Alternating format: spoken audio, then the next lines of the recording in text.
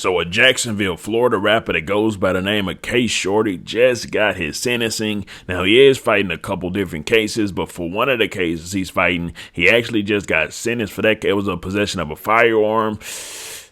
He got double digits. I'll definitely let y'all know how it turned out right after the intro. Welcome back to Key Talk Media. This your host, Key Talk. Check it out, man. All right. I'm going to get shout out to notification gang, Key Talk gang for rocking with me every single video. If you listen to my voice right now, go ahead and hit the notification bell so you get a notification every single time I drop a video. Anyways, so KShordy will be spending the next 12 years inside of a federal prison. And it is that he's already got like 500 and some days served already, so they're going to count that towards it. So that, takes off like a year, 365 a year, that takes off almost 2 years. But like I said, he still got double digit time as far as, the possession of a firearm that he's actually serving a time for. Then he's got a whole other case he's got to fight still. Now, I don't know if they'll run that concurrent with his current charge, but I'll go ahead and play the video for you of him in of him in court, where the judge is actually sentencing buddy. Oh, you were found guilty by jury of your peers for the charge of possession of a firearm by a juvenile delinquent. You are adjudicated guilty of that charge. You're sentenced to 12 years Florida State prison with 546 days credits.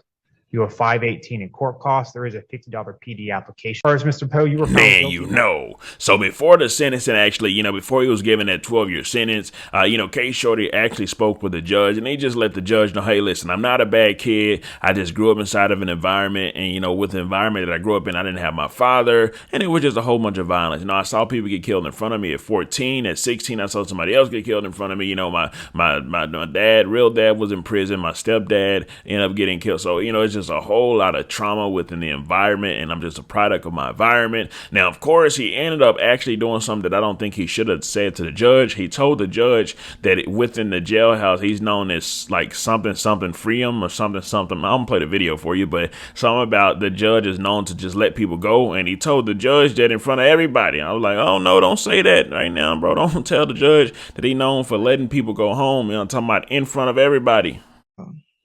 I'm grateful to have you as the judge, and the reason is because my previous judge before you told me if I was to lose trial, he probably would give me the max. And I heard good things about you, so I'm praying that that's true, that they call you send them home Salem. In the jailhouse. I'm sorry, you say what? In the jailhouse, they call you send them home Salem. Send them home Salem? I guess. Okay. It's a termination as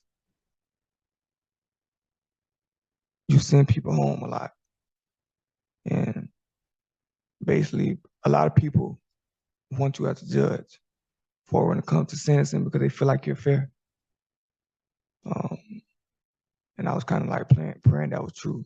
You already know. So not only did Buddy probably ruin it, not only did Buddy ruin it from himself, probably from getting any sort of leniency, but also for those in the future that's going to have this judge, he will probably be tightening up, I'm talking about whether he actually be sending them home or not. He probably going to do that a lot less, especially knowing that a public figure rapper like KShordy that's huge, that is, of course, the clip's going to go viral, that he's actually done that, he's going to probably be a lot tougher on a whole lot of more people. Anyways, I'm not a bad kid.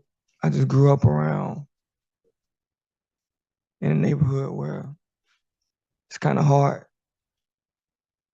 to not be a product of your environment. I seen shootings, killings in front of my eyes. I seen somebody die in front of me. At the age of 14, I never told nobody. My friend was killed by the police when I was 16. My stepdad died. He was a good role model for me. He was with my mom for like 15 years. He died. He was keeping me in the right path when my dad was in prison. He was the only father figure I had at the time.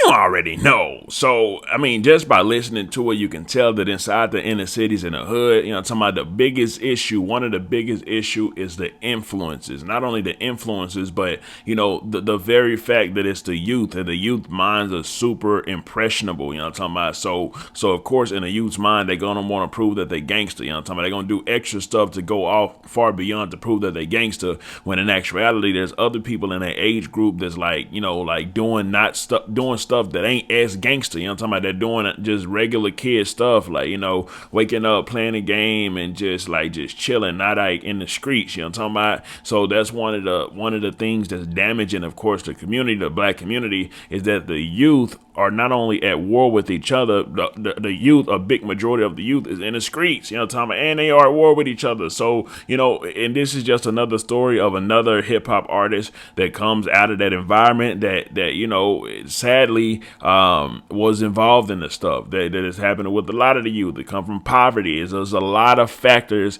that's involved with why the youth of the black community are at war, killing each other, and also just, you know, having to come up in these type of conditions. You know what I'm talking about? But, you know, as more time goes on, hopefully more of the community will be able to just see what's going on, and who knows, maybe they'll make a change for it. But, you know, it's been going on for a long time, and we'll just have to see how that goes. But maybe KShordy can get some type of pill or something like that, and maybe he'll be able to get out of it. But until then, we'll just see how it goes. Let me know something coming down below. Let me know what you think about this entire ordeal. I'm out.